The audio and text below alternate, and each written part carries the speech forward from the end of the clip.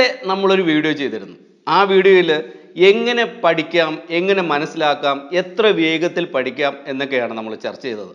അങ്ങനെ പഠിച്ച കാര്യങ്ങൾ മനസ്സിലാക്കുന്നതിന് വേണ്ടി ഓർമ്മയിലേക്ക് എങ്ങനെ സൂക്ഷിച്ച് പരീക്ഷകളൊക്കെ എഴുതുന്നതിന് വേണ്ടിയുള്ള ചില ട്രിക്കുകളൊക്കെ ഇന്നലെ ഞാൻ പറഞ്ഞു തരികയും ചെയ്തു. ഇന്ന് മറ്റൊരു കാര്യമാണ് പറയാൻ പോകുന്നത്. ഈ കാര്യം ഇന്ന് പറയാനായിട്ട് ഉണ്ടായ സാഹചര്യം എന്ന് പറയുന്നത് എൻ്റെ ഒരു സുഹൃത്താണ്.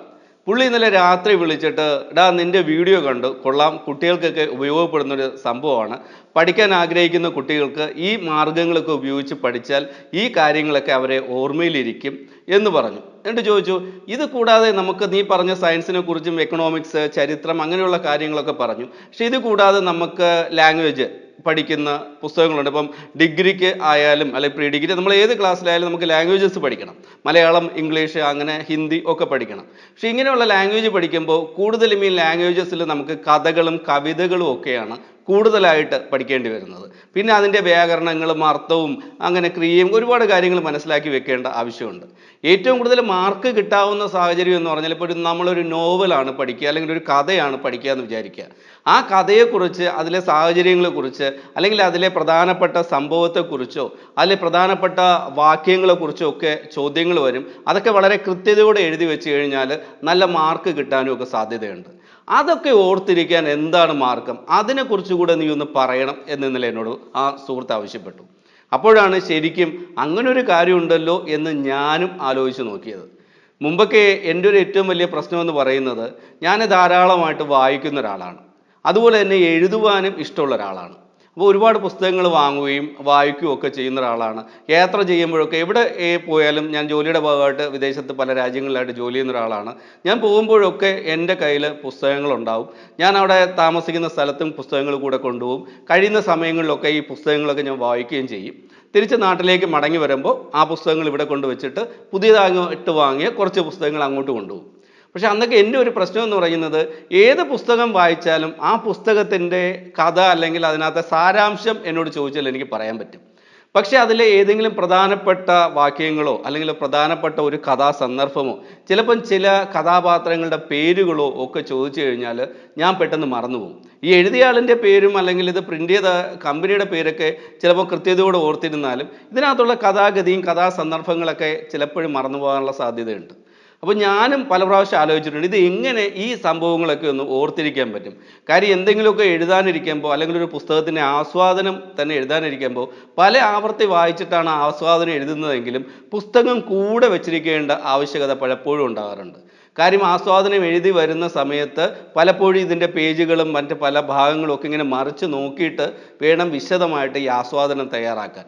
ഇത് ഒഴിവാക്കാൻ ഇതിനെ എങ്ങനെയാണൊന്ന് മെമ്മറിയിൽ ഇങ്ങനെ ഉറപ്പിച്ച് നിർത്തുക എന്ന് ഞാൻ ആലോചിച്ചിട്ട് പല പ്രാവശ്യം നെറ്റിലൊക്കെ പോയി തിരഞ്ഞു നോക്കിയിട്ടുണ്ട്, മെമ്മറിയിൽ എങ്ങനെ സൂക്ഷിക്കാമെന്നൊക്കെ.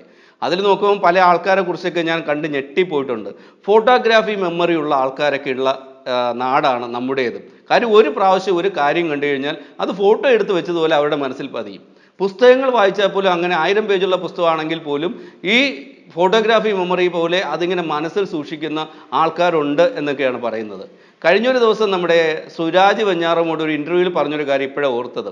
നമ്മുടെ പൃഥ്വിരാജ്, ഇന്ദ്രജിത്ത് ബ്രദേഴ്സാണ് രണ്ടുപേരും.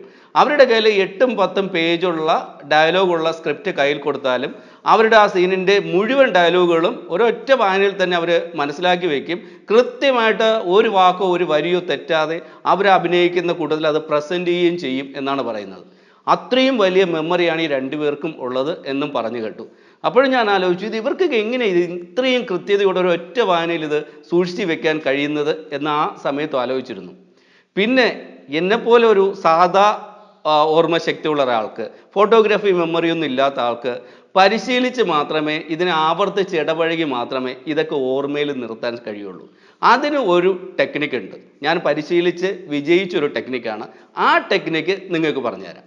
പുസ്തകങ്ങൾ വായിക്കുന്നവർക്കറിയാം, നമുക്ക് ഒരു പുസ്തകവും നമുക്ക് ഒരു ദിവസം കൊണ്ട് ഒറ്റ ഇരിപ്പിന് വായിച്ചു തീർക്കാൻ കഴിയില്ല.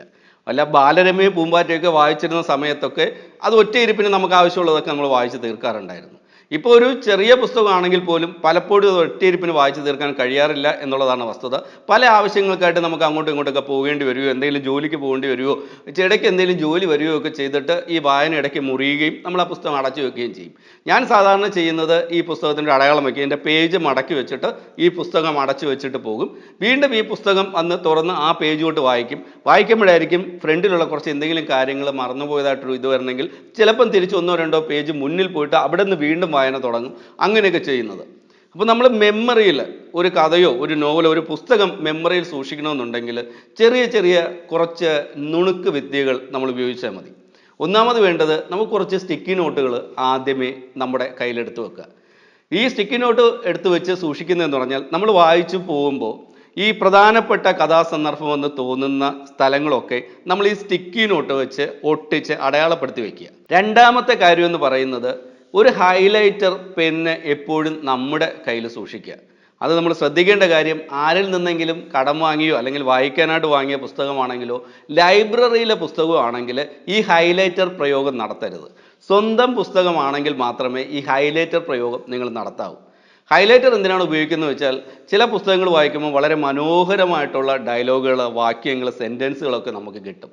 അത് നമ്മൾ ഇതൊന്ന് ഓർത്തിരിക്കണമെന്ന് ആഗ്രഹിക്കും. എപ്പോഴെങ്കിലും നമ്മൾ ഫേസ്ബുക്കിലോ അല്ലെങ്കിൽ വേറെ എവിടെയെങ്കിലും എന്തെങ്കിലും എഴുതുന്ന സമയത്തുമൊക്കെ ഇതൊക്കെ എടുത്ത് ഉപയോഗിക്കാൻ കഴിയും എന്നുള്ള രീതിയിൽ ഓർത്തിരിക്കാൻ വേണ്ടി നമ്മൾ പല ആവർത്തി വായിച്ച് നോക്കുകയൊക്കെ ചെയ്യും. പലപ്പോഴും ഇത് ഓർമ്മയിലിരിക്കില്ല, മറന്നു പോകും എന്നുള്ളതാണ് വസ്തുത. ഞാൻ അങ്ങനെയാണ്, മറന്നു പോകാറുണ്ട്.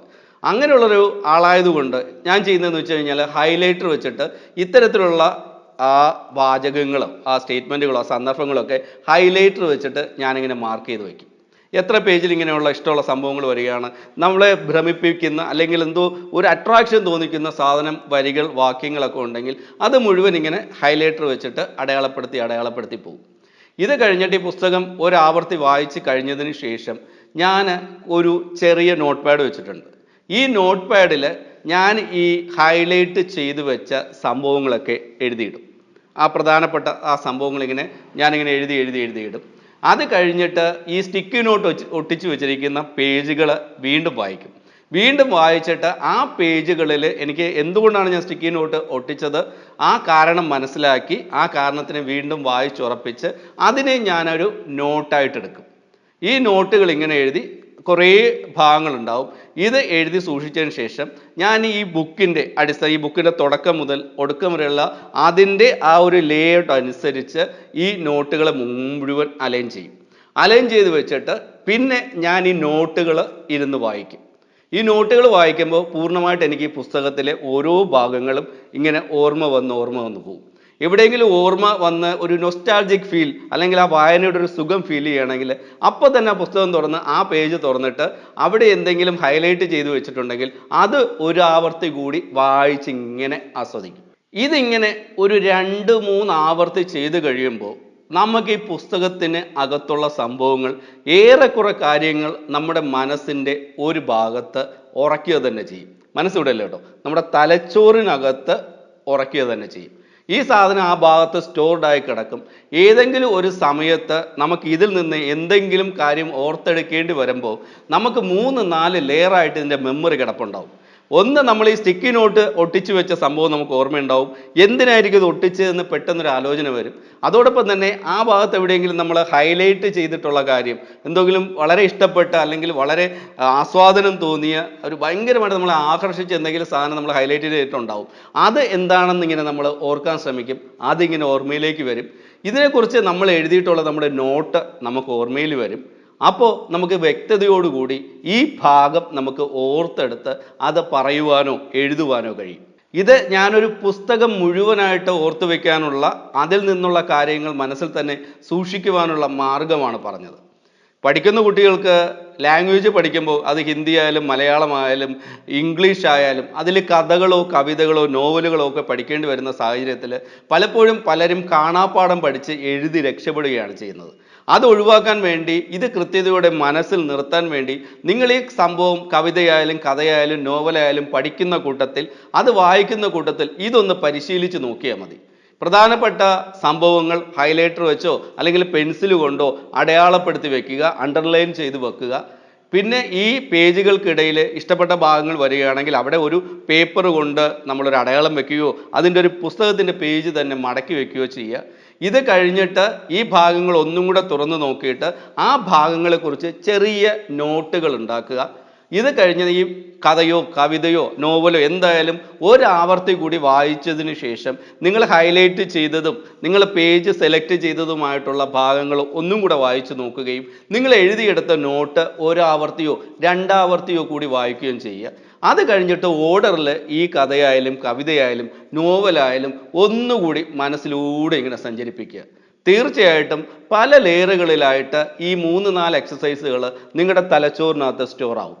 പരീക്ഷാ ഹാളിൽ ചെന്നിരുന്ന് ക്വസ്റ്റ്യൻ പേപ്പർ കാണുമ്പോൾ ഇതുമായി ബന്ധപ്പെട്ട ക്വസ്റ്റ്യൻ നിങ്ങളുടെ മുന്നിലേക്ക് വരുമ്പോൾ ഈ ഓർമ്മയിലിരിക്കുന്ന സാധനങ്ങൾ ചറപറ ഓരോ സ്ഥലത്തു നിന്നായിട്ട് ഇറങ്ങി വരും. നിങ്ങൾക്ക് നന്നായിട്ട് ആ ക്വസ്റ്റ്യൻ അറ്റൻഡ് ചെയ്യാനും കഴിയും. നമ്മൾ പലപ്പോഴും കാണാപ്പാഠം പഠിച്ചു പോയിരിക്കുമ്പോൾ ഉണ്ടാകുന്ന പ്രതിസന്ധി ഏതെങ്കിലും 1-2 വരിയോ ഒരു പാരഗ്രാഫോ മറന്നുപോയാൽ സംഭവം ഡിം കഴിഞ്ഞു. അതേസമയം ഇത് ഓർമ്മയിൽ ഉറപ്പിച്ച് നിങ്ങൾ പോവുകയാണെങ്കിൽ ഈ മറന്നു പോവുക എന്നുള്ള പ്രതിസന്ധി ഉണ്ടാവില്ല. ഇപ്പോൾ പുസ്തകം വായനയുടെ കാര്യത്തിലായാലും അത് ഓർത്തിരിക്കുന്ന കാര്യത്തിലായാലും ഇതുപോലെ കഥയോ കവിതകളോ നോവലോ ഒക്കെ ഓർത്തിരിക്കുന്നതിനായാലും ഈ ഓർമ്മശക്തി വർദ്ധിപ്പിച്ച് ഇങ്ങനെ സൂക്ഷിക്കാൻ കഴിയുന്ന ഒരു മാർഗമുണ്ടെന്ന് നിങ്ങൾ മനസ്സിലാക്കിയല്ലോ. ഈ വഴി നിങ്ങളൊന്ന് പ്രാക്ടീസ് ചെയ്ത് നോക്കണം. ഞാൻ പ്രാക്ടീസ് ചെയ്തിട്ട് എനിക്കതൊരു ഗുണപരമായിട്ട് തോന്നിയൊരു കാര്യമാണ്. അതുകൊണ്ടാണ് ഇത് നിങ്ങളുമായിട്ട് ഷെയർ ചെയ്തത്. ഒരു പ്രാവശ്യം ശ്രമിച്ചു നോക്കുന്നത് കൊണ്ട് തെറ്റൊന്നുമില്ല. ശ്രമിച്ച് വിജയിച്ചാൽ അത് നിങ്ങൾക്കല്ലേ നല്ലത്.